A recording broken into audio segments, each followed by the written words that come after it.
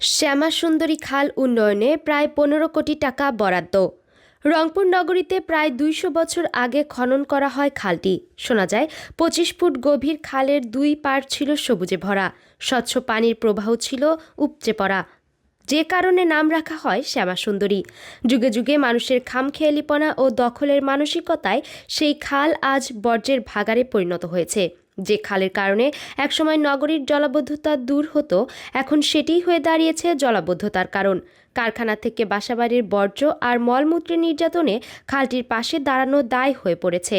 নগরীর ১০০ কিলোমিটার এলাকার বাসাবাড়ির আবর্জনা ও মলমূত্রে ইতোমধ্যে ভরাট হয়ে গেছে খালটি।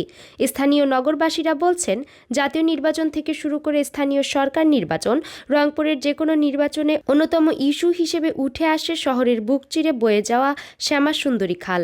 শ্যামাসুন্দরী এই নাম ভাঙে সবাই ক্ষমতায় আসে, সবাই লেকচার দেয়, কিন্তু মাঠে কাজে আসে না কেউ। আর কোনো বেটা এই সিটি কর্পোরেশনের দায়িত্বে আসিও করে নাই, কোনো গভর্নমেন্টও করে নাই। সবাই রংপুর থেকে ভোট নিয়ে যায়, আর পরে দেখা যায় না। যখন এখানে শ্যামাসুন্দরী, আগের আর শ্যামাসুন্দরী এখন নাই। আর আমরা এখানে মাছ মারছি, এখানে গোসল করছি, ধোপারা কাপড় ধুইছে, আগে গোসল করা যেত। কিন্তু এখন যদি আমরা শ্যামাসুন্দরী পাশ দিয়ে যাই, নাক ধরে যাইতে হয়। খালি প্রতিবারেই শুনি বাজেট হয়, প্রতিবার শুনি বাজেট হয়, কিন্তু কাজ আর হয় না, বাস্তবায়ন হয় না। যেটা সত্য ঘটনা সেটি। এই যে সংস্কারে কালকে একটা বাজেট আসছে, এটা শুনলাম, কিন্তু কবে যে বাস্তবায়ন হবে। প্রশাসন একটু কঠোর হলে দ্রুত ফিরিয়ে আনতে পারে ঐতিহাসিক শ্যামাসুন্দরী খালের হারানো রূপজৌলুস। এটা মনে করেন যে এর আগে কাজ করছে এখানে, মোটামুটি 2 সেটে কাজ করছিল, কিন্তু ঘুরি ওই ময়লাগুলো আবার জমা হয় এখানে।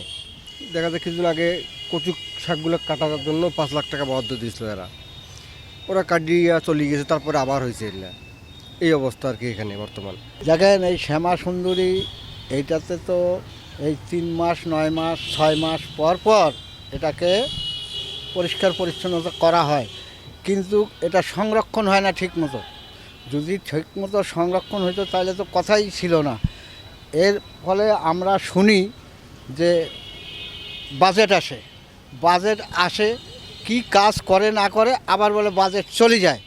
এখানে মশা মাছির কারখানা তৈরি হয়েছে, এবং দেখেন দুই পাশে যে জঙ্গল।